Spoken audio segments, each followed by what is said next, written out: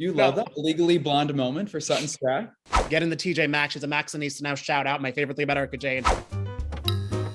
Virtual reality.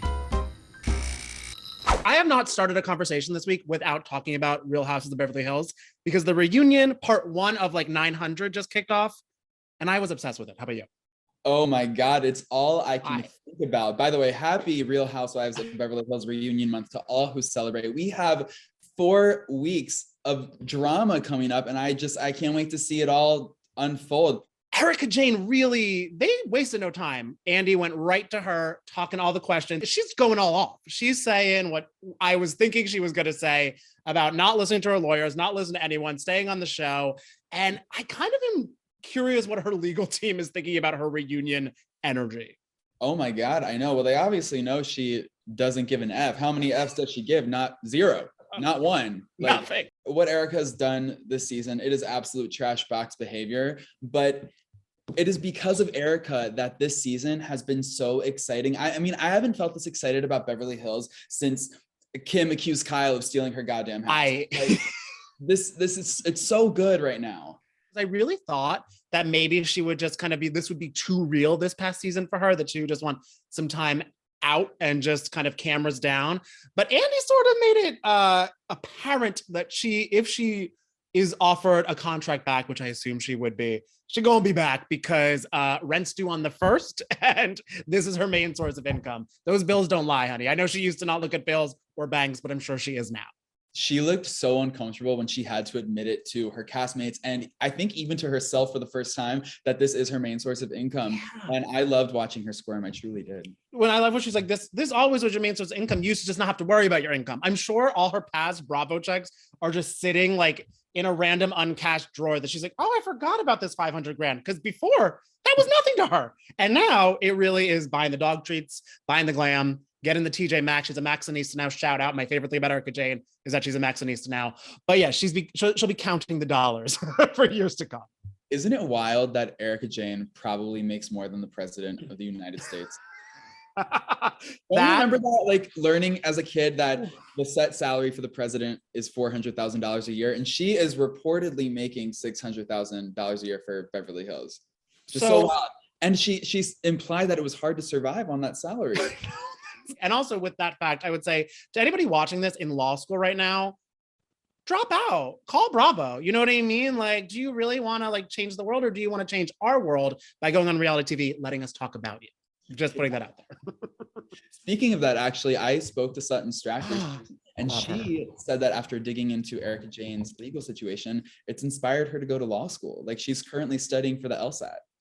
No. You love that legally blonde moment for Sutton Stracke?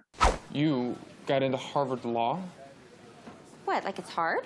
If Sutton was that stressed having a confrontation with Crystal on a boat, what would the LSATs bring to her? She would just be like having a full-on, first she'd get like wheeled in, which I would love, but then she would just break down, cry. Sutton, do not go to law school. Yeah, I feel like she's kind of coming for Kim Kardashian's gig.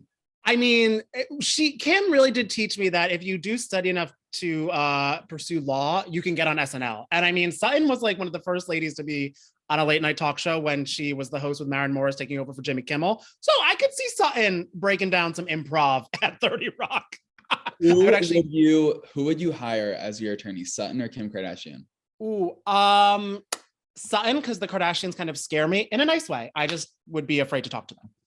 True, and Kim did fail her baby bar, so I feel like I want my baby bar. Yeah, no, she would not do the most, but I would love Kim to send me anything she has. Yeah, you know, her product or just her trash. You know, I could sell that on eBay. Well, speaking of Sutton, she had a lot of tea to spill with me in our little chat. She also told me that there was apparently a threat that Erika made while filming the show that Bravo fans didn't get to hear. She did say something kind of underneath her breath to me, and that was a threat that I took very seriously. Apparently it comes up at the reunion. Sutton told me that the threat was so bad she didn't want to repeat it, but Andy Cohen got it out of her, as he likes to do. He loves digging, and he got Sutton to say what Erika told her. So I cannot wait to see what that was. Well, another housewife franchise that I have been obsessed with, obviously, this season is Salt Lake. And the ladies, I mean, we'll get to the legalities of Salt Lake in a little bit. But right now, a lot of Twitter drama is going on and a lot of gin drinking is going on. They have layers over there.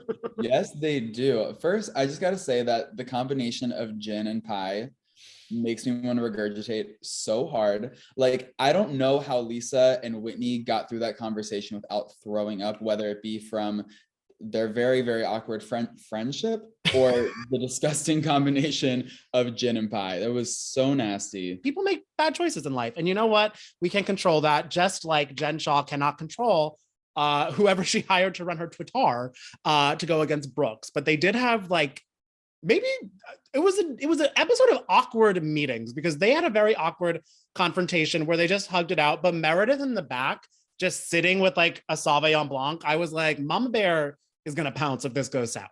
That was the best part. Like, she is the parent I strive to be. If I ever have kids one day, I want to model my parenting techniques after Meredith Marks, because I would absolutely want to be like on the lookout. She was wearing the red cape. Like, she was ready to fly over and save Brooks if he needed it. But luckily, Brooks didn't need any of Mom's help. He handled it on his own really well. I was really proud of him. I thought the scene was pretty amazing.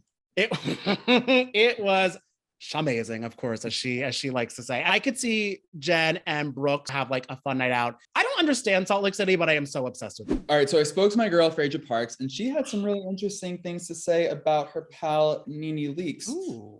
She's ready to date again. I mean, her husband, Greg, died only about a month ago, but it looks like she's ready to get back into the dating pool. Okay. Yeah, she was thanking the men for sliding into her DMs, sending her inspiring messages. These messages, I would love to see just how inspiring they are. I was gonna say, how inspiring are they? Exactly. Well, Phaedra 100% supports her girl Nene dating again. She said she's gorgeous. She's got a great body, so she should just go after it, honey. And I agree with all of that. I actually would love to see a Phaedra and Nene dating spinoff, because Phaedra told me that she's also ready to get back into dating. So, I mean, while she is not yet engaged, we do have some engagement news. This girl, Madison LaCroix, Madison Bubbly Seltzer, is engaged, which I am kind of shocked with because I didn't really realize that was going to be coming from her yet. I mean, I knew the first day, like I said, when I met him with all my girlfriends, I said, I'm going to marry that man. And they were like, Madison, whatever. We always say stuff like that. I was like, I'm not kidding. I know it. You know what? I'm really happy for her. I haven't really been following the Madison moment much outside of A-Rod and J-Lo. So who is this guy? Do you know? It's her fiancé, Brett. I mean, the only thing that makes sense to me is that Madison LaCroix is engaged to a man named Brett. They've been dating for only 6 months, I think, but when you know, you know. We'll go with that. So congrats, Madison. Madison and A-Rod, I'm sure, have not talked in a minute, and that's understandable. But can you fill me in a little bit about Brock, the newbie on the street on Vanderpump, and his family? So Brock Davies, who has a baby with Scheana Shay, he on the latest episode of Vanderpump Rules, he revealed that he hasn't spoken to his other kids in 4 years, which is so crazy to me. There are so many confusing parts of this story to me. And I think the first part is like, why can't he just FaceTime them? He says he doesn't FaceTime them often. He also spoke about the way he said goodbye to them. It like happened at the airport. And did the kids know that was going to be the last time? Like, Scheana says that there's a lot more to the story that we don't know. And I need the answers now. But the part that I'm really confused about is like, he basically said he just up and left and went to America. And he kind of put the blame on himself. Like, I'm the one who went to America and left my family. And he says he felt like he abandoned them. But Brock, why did you even come here? To pursue a career as a waiter? Right. Also, I like that he's like, I feel like I abandoned them. Yeah, you did. Yeah. All right. So that's it for this week, but be sure to tune in next Friday when we'll have more exclusive tea to spill. We've got part 2 of the Real Housewives of Beverly Hills reunion coming up, and there may or may not be an exclusive interview with Miss Meredith Marks. Until next time.